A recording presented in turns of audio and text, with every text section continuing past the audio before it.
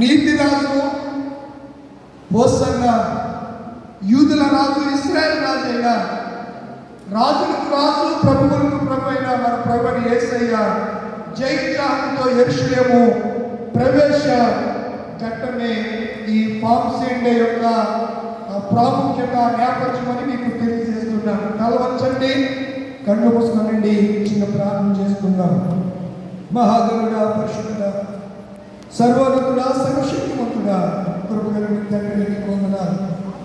ఈ 2026 సంవత్సరంలో మరొక శుదినాన్ని మా జీవితంలో మీరు అనుగ్రహించారు ప్రభు.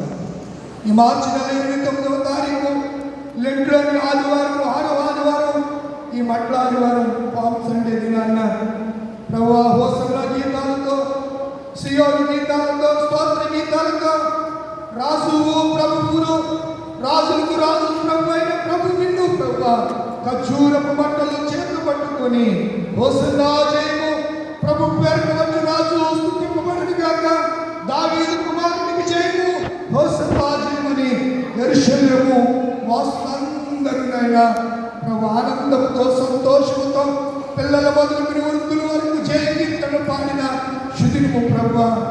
మేమైతే ఆ రీతిగా పాడలేకపోతున్నాం. ఎన్నో ఏళ్ల నుంచి సంఘాల్లో ఉంటున్నాం.